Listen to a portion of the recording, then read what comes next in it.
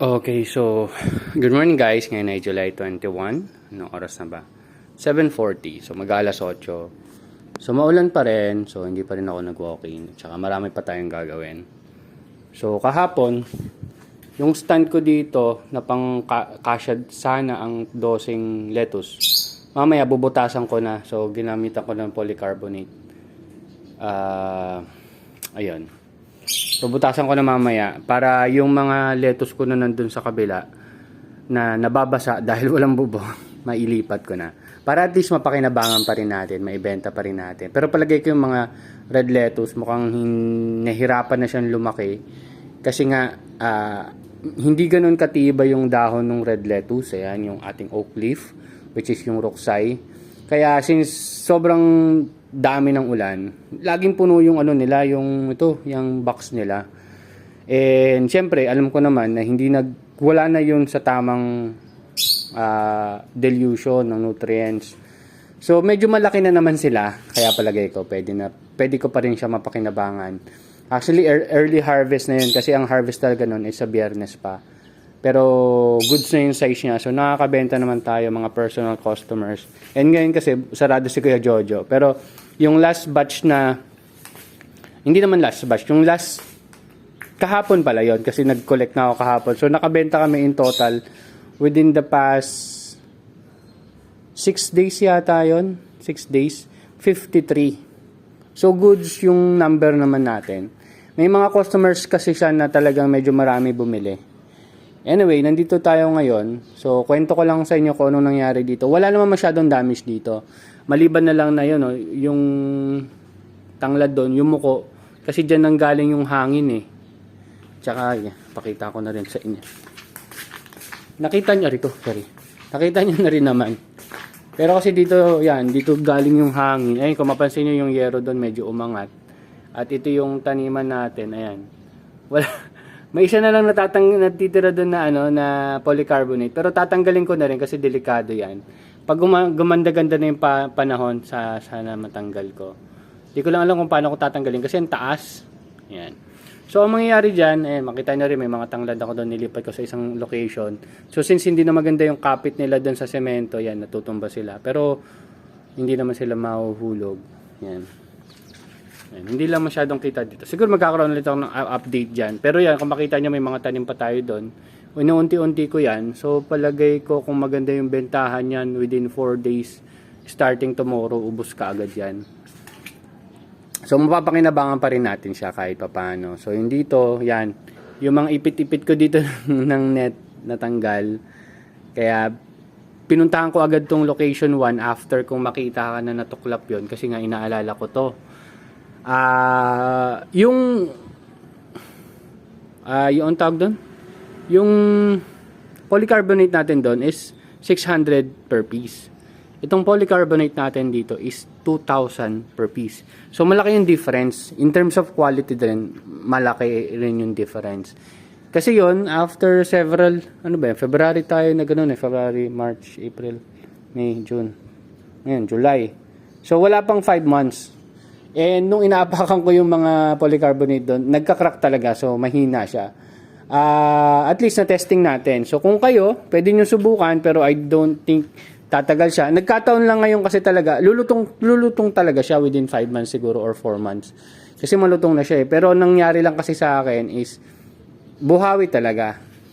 Talagang sobrang lakas. Kaya hindi niya kakayanin. And yung installation kasi dito, merong may metal tawag doon, flat metal dyan sa tubo na yan. So yan yung kakapit dun sa dalawang polycarbonate, maliban pa dun sa elastosil ba yung nilagay dyan, maliban pa dyan. Yon.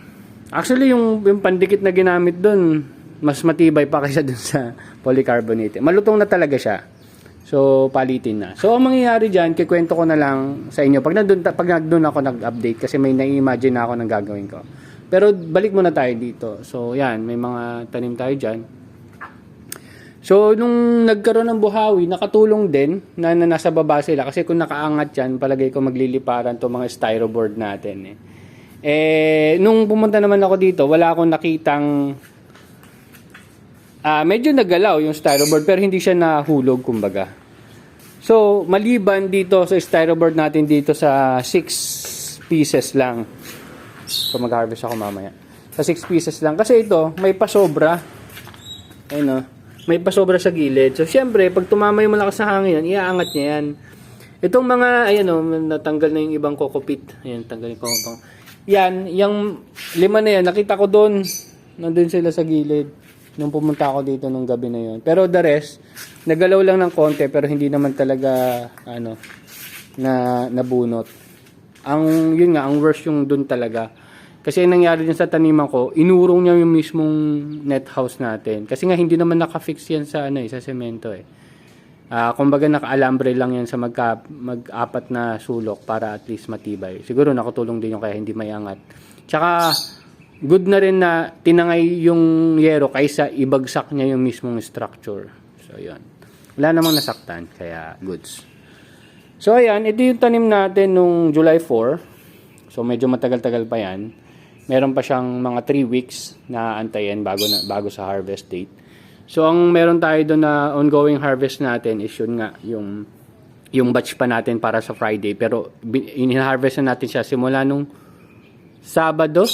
Alam ko linggo yata, linggo. Yun, start na ako mag-harvest doon. So nandun kasi yung experiment din natin ng master blend, which is maganda rin ang result, kaya magta-trial ulit tayo nun sa next batch natin. Next batch pala natin dito. So ito, kailangan ko na rin itong linisin. Kunin ko na rin to. Then, nalinis ko ng isang box niyan eh. So ang inisip ko na lang dito is yung papatungan niya kasi ayoko na salampak na naman siya sa sahig. Kaso, di bali, meron pa naman ako up until Wednesday. So Monday pa lang, so ngayon asikasuhin ko na para magawa ko na agad siya ng setup. By Tuesday or Wednesday morning, Tuesday siguro. Tuesday afternoon nalagyan na ng tubig or natimplahan na mismo, yan. So ito pala yung sinasabi ko sa inyo, hindi magandang ugat. Ito, dikit pala. Nakita niyo yan? Ayan o. Brown. Kaya stunted yung growth niya. Tapos ang tigas-tigas niya, although sa palagay ko makakain naman, kaso hindi siya maganda. Hindi ko sure kung masyadong matapang yung timpla ko dito. Pero yon, medyo inaayos natin yung timpla na dapat nasa 90 lang talaga. Minsan siguro sumusobra ako. Siyempre pag sumobra, maapektuhan yung ratio and nagiging pangit yung resulta. So yan. So sa ilang araw magdadagdag tayo ng mga pechay dito. Pero mapansin nyo, meron dito mga lettuce. Yan. Mas maganda pa nga tubo nito kaysa dun. Anyway, yan. Ito nagka-root rot na yata to kasi nalanta na siya. Ito okay pa to eh. Tingnan na lang natin kung lalaki pa siya. Yan. Na-harvest ko yan from time to time. So dito naman wala. Naghihingalo na yung marigold. Yun doon kasi malakas sa hangin kaya yung marigold ko doon hindi na kinaya. Yan o. Mapansin nyo, minub ko na rin yung ibang mga tanglad sa kabila. So dito naman yan, siguro hinangin lang to. Ayan pala na tumba. Spinach culitis. Yan o, ano na siya nagke-create siya ng seed. Pero marami pa kasi ang seed nito. May nakapak pa nga ako niya na buto. Madali lang siyang alagaan. So ito yung next nating padadamihin. Siguro per batches. Meron pa naman ako mga ganito eh. Tapos moving forward, sabihin natin na ayun, nakaka-recover na tayo doon. I-maximize natin yon kasi pag na-maximize natin yun sa kabilang location, siguro gagawa ako ng